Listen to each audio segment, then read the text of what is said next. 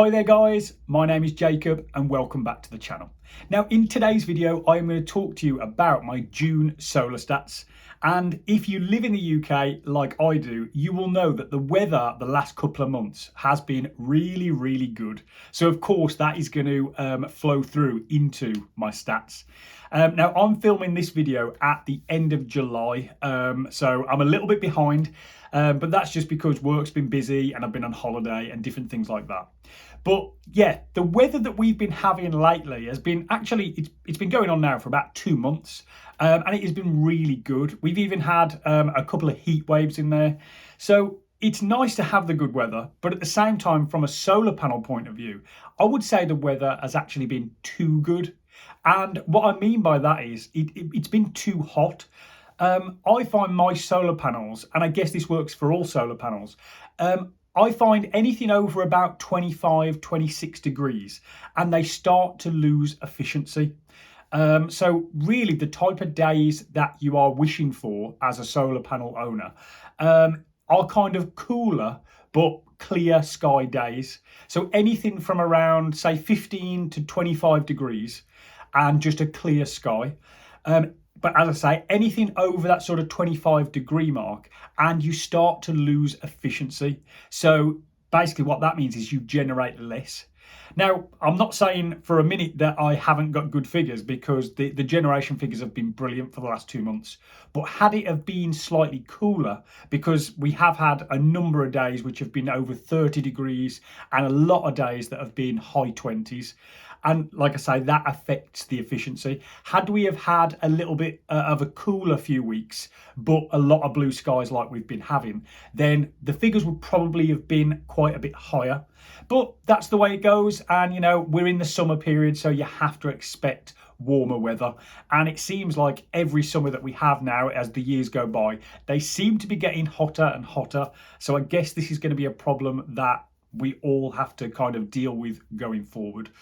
But yeah, cannot complain though. The weather has been lovely, and like I say, the generation figures show that too. For those that have never seen my channel before, feel free to check the description box of the video, and I will leave a description there of the exact system that I have. So solar panels, battery, inverter, you name it, it's all in the description box. Right then, so total generation for the month of June was 735 kilowatt hours.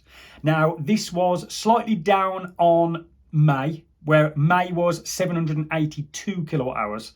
So it was a little bit of a decline. What's that? Roughly, say 5% lower than May. And I did look back on 2025's June stats just to compare, because I do like to do that. And I found that this June 2026 compared to 2025 was around 3% lower. So not a massive drop. I mean, 3% could be the difference between one bad day and one good day. So really, on the whole, I'm really happy with that. It's quite consistent from last year to this year. And as I say, the stats were good. 735 kilowatt hours for the month of June 2026. Now, the best day I had was the 10th of the month, and that was 36 kilowatt hours. So that's a really good day. And as I mentioned earlier, with this warmer weather, once it gets above sort of 25 degrees, I don't get to see sort of the bigger numbers. 36 kilowatt hours is about where my system caps out on a really good hot day. I have in the past, on, as I say, cooler months, I've seen my system generate about 40 kilowatt hours. That's about as high as I've ever seen my system do in a day. But as I mentioned, because it's been a lot hotter, you do lose efficiency, and that shows because the best day I had was 36. So roughly that's, you know, from the very peak I've seen, about 4 kilowatts less. So it is quite a substantial amount. I mean, that is, you know, roughly 10%, maybe a little bit more of lost generation purely due to the heat. So that shows you it does make a difference. But nevertheless, the best day, 36 kilowatt hours. Worst day was, weirdly enough, the very next day on the 11th. And that was just 7 kilowatt hours. So as I mentioned earlier, you know, June 2026 was 3% lower than June 2025. Had just one of those days, like the 11th, generated just a little bit more than 7 kilowatt hours, then I'd have probably been on par with last year. But I believe June 11th was quite a cloudy day, which is why we just got 7 kilowatt hours. But across a month, you're always going to get those days, and that was the worst day of June 2026. Now, across the whole month, as I've mentioned in many of my previous videos, all my panels are fitted with Tigo Optimisers, and that just makes them run a little bit more efficient and helps with shading and things like that. Now, of course, in summer months, apart from clouds, there really isn't any shading on my panels at all. But of course, you do get clouds, and that does make a difference. So across the whole month, the Tigo Optimisers saved me 9 kilowatt hours across the entire month. So not a massive amount, but equally, I would still rather have that 9 kilowatt hours as part of my stats than that just be lost to, shading and clouds and things like that. Now, as many of you will know, I had my system installed at the end of January 2025. And we just hit another milestone of generation figures.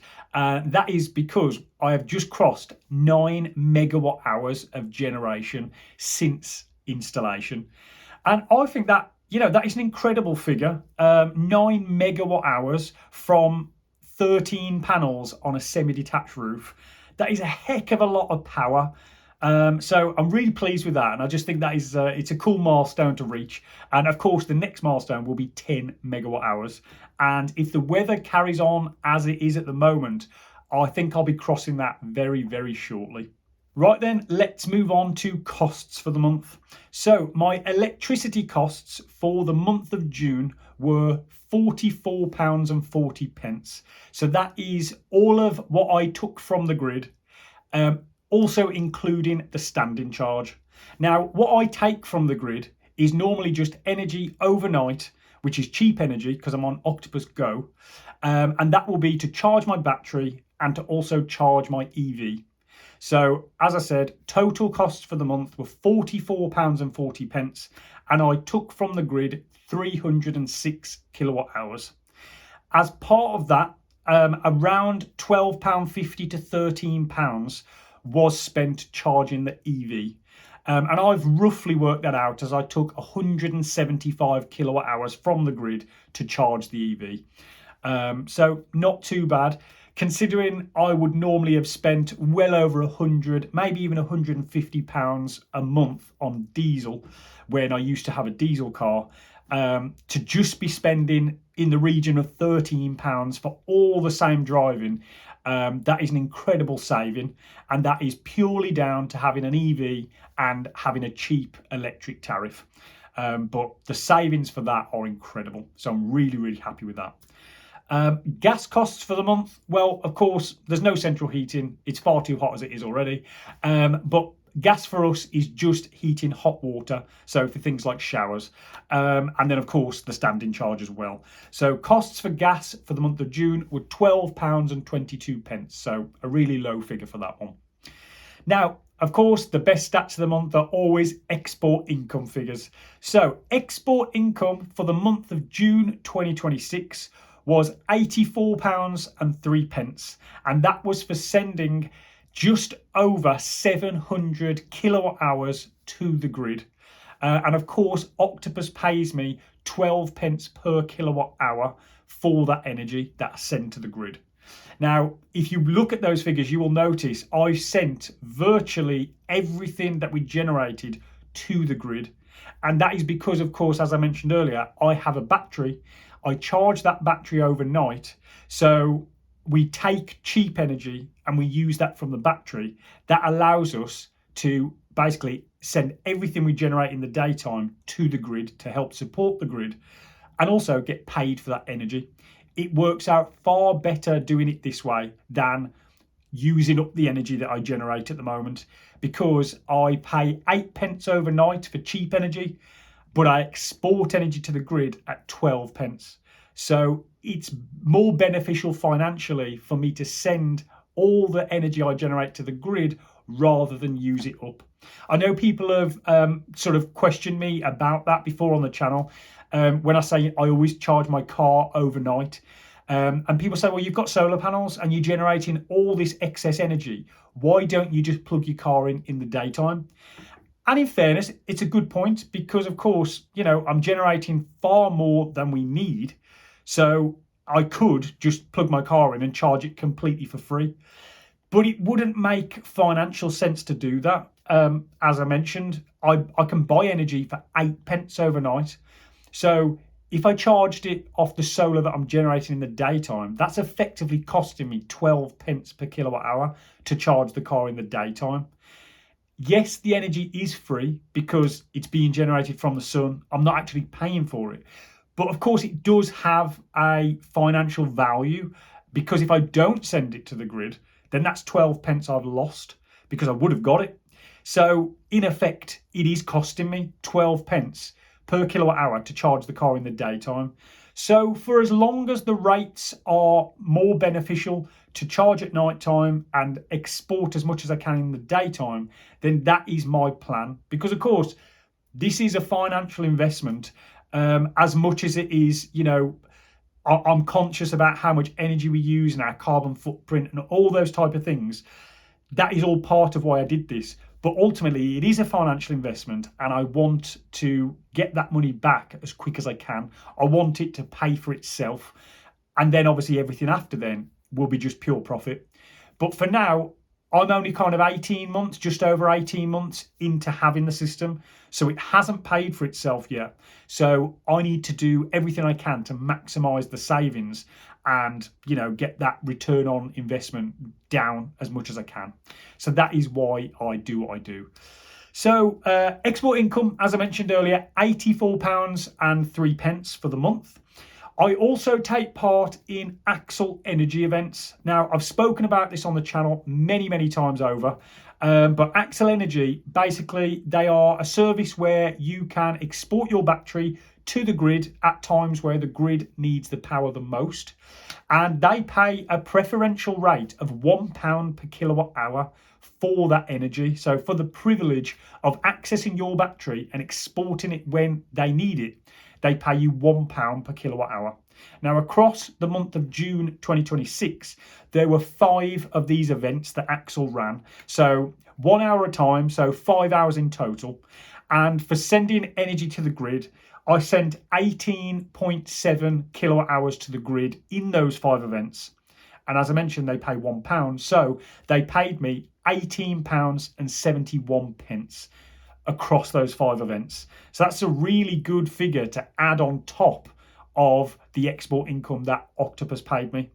So if we add the two together, the Octopus export money and the Axel money, then in total for the month of June, I made £102.74 from exporting energy to the grid. £102. I think that's a fantastic figure, and it's not been that high for quite a while. But of course, you know, we are in the best months of the year, so you would expect it to be, you know, near the peak. But I'm really happy with that. Now, if we take that figure of £102.74 and minus off my costs that I mentioned earlier, we get a credit on my Octopus account of £27.41. So that is Octopus paying me, and that will credit my account and sit on there ready to pay my heating bills in the wintertime. And of course, the £18.71 that Axel pay me, that goes into my Axel account, and I can just withdraw that whenever I like. So overall profit for the month of June was £46.12. So that's after all my costs, my electric, gas, charging the EV, everything. I am up £46.12. So that is a fantastic result. No cost from me, but I'm actually in profit. And, you know, if you've watched my channel before, you'll know I absolutely love that. No costs whatsoever, and the system is actually making me money. It's an absolute no-brainer, if you ask me. But if you want to sign up to Axel Energy, if you're interested in exporting your battery and earning £1 per kilowatt hour, check out the description box of this video. I've got a referral link, and if you sign up with it, you'll get a £25 welcome bonus just for signing up using my link, and I'll get £25 too for referring you. So it works out both ways, but it's a really good scheme to be part of. And I have made, I think, more than £100 now since I signed up in around, I think it was the start of March 2026. So it's only been about 3 months, and I've made £100 extra that I wouldn't have made had I not been a part of the scheme. So I'm really pleased with that figure. And of course, I want to spread the word and get as many people with home batteries signed up to Axel, because it helps pay back your investment. We've all shelled out a lot of money for solar panels and batteries and things like that, and we all want them to pay for themselves. Realistically, that is what we want. And a system like Axel helps pay for that because of how much they pay you for such a small amount of energy. As I mentioned before, Octopus pays 12 pence per kilowatt hour, whereas Axel pays £1 per kilowatt hour. So it's an absolutely huge return. Yes, they don't run all that often. As I mentioned, there were 5 events across the month of June. So that's roughly 1 a week. And they happen at all different times. But as I say, it's well worth being a part of. Had I not been a part of it, then I wouldn't have earned £18.70 in June. So I'm glad I took part. And like I say, I would recommend it to anyone who is interested in signing up. Right then, guys, if you've got a solar panel system like me, let me know down in the comments how your June 2026 looked. I'm guessing some people will have beat me, and maybe some people fell a little bit short, but I'm always interested to read those comments. So let me know down below. Hit the like button, hit the subscribe button, and guys, I will catch you in the next one.